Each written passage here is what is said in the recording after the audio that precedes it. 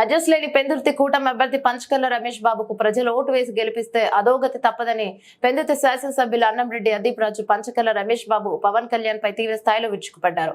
పెందుర్తి మండలం రాంపురం గ్రామంలో వైఎస్ఆర్ పార్టీ కార్యాలయంలో అదీప్ రాజు మీడియాతో మాట్లాడుతూ అడ్రస్ లేని వ్యక్తికి పవన్ కళ్యాణ్ పెందుర్తిలో సీటు కేటాయించి గెలిపించాలని ప్రచారం చేయడం బాధాకరమన్నారు. ఎలమంచి నియోజకవర్గం పంచకర్ల రమేష్ బాబు టీడీపీ ఎమ్మెల్యేగా ఉన్న సమయంలో పవన్ కళ్యాణ్ ప్రతిరోజు పంచకర్లను అవినీతి పరుడుగా చిత్రీకరించి విమర్శలు చేసేవారన్నారు. అలాంటి వ్యక్తికి పెందుర్తిలో సీటు కేటాయించడం, అతను ఓటేసి గెలిపించాలని పెందుర్తిలో బహిరంగ సభలు పెట్టి ప్రజలను అడగడం హాస్యాస్పదంగా ఉందన్నారు. మీడియా సమావేశంలో వైఎస్ఆర్ పార్టీ నాయకులు భగవాన్ జయరాం, ఉప్పిలి కనకరాజు, జేసీబీ ప్రసాద్, మరికొంతమంది నాయకులు, కార్యకర్తలు పాల్గొన్నారు. దానికి భిన్నంగా అనడానికి లేదండి. మరి పవన్ కళ్యాణ్ గారు ఇప్పుడు కూడా ఆయన ఏ రకమైనటువంటి విధానంగా మాట్లాడతారని మన అందరికీ కూడా తెలుసు. ఎక్కడ కూడా రేపు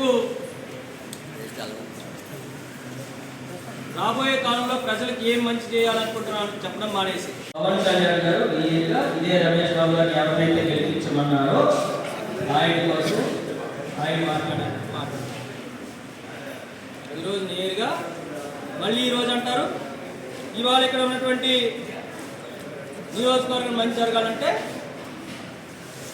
ఈయన గెలిపించాలంటే పంచకర్ల రమేష్ బాబు. అంటే ఇప్పుడు 6 లక్షలు పోయి రోజుకు 6 లక్షలు పోయి 20 లక్షలు సంపాదించాలా గ్రావెల్ మీద? ఆయనే చెప్పారు హుదూదు టైంలో వచ్చినటువంటి ఇల్లులు A block, B block, C block complete అయిపోతే అవి ఇవ్వడానికి పేద ప్రజలకు అందించడానికి బ్లాక్ ఎంత అని చెప్పి కమిషన్ తీసుకున్నారు. ఆయనే మాట్లాడారు. అటువంటి వ్యక్తిని ఈరోజు మీరు పక్కన నిలబెట్టుకొని వీరుడు, సూర్యుడు, మీ నీతి, నిజాయితీ, మీ ఎథిక్స్ ఏంటంటున్నది అక్కడే క్లియర్గా కనబడుతుంది. స్థానికంగా ఉన్నటువంటి ప్రతిపక్ష నాయకులు కానీ, లేదంటే అధికార పార్టీలో ఉన్నటువంటి నాయకులు కానీ ఏ రకంగా దోషణలాడాలి అనేటువంటిది ఒక్కటే ఆయన ఎజెండాగా మాట్లాడటం మనం చూస్తుంటాం. అందులో భాగంగా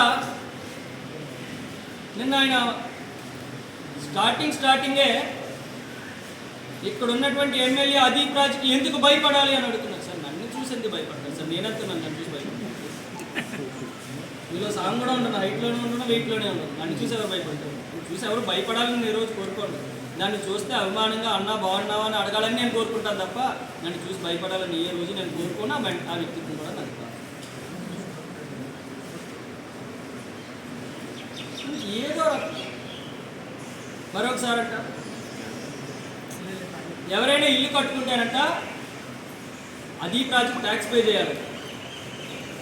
మీరు ఎవరో చెప్పిన మాటలు వినడం కాదండి పవన్ కళ్యాణ్ గారు. ఒకసారి మీరు వాస్తవం తెలుసుకోండి. ఎవరైనా ఇల్లు కట్టుకుంటున్నారు పేదవాళ్ళని తెలిస్తే ఎదురుగా సాయం చేసి వాళ్ళు ఇల్లు కట్టుకోవడానికి ఉపయోగపడేటువంటి వ్యక్తినో, కట్టుకున్న ప్రతి ఇంటి దగ్గర డబ్బులు తీసుకునేటువంటి వ్యక్తినో ఈ నియోజకవర్గ ప్రజలందరూ కూడా తెలుసు.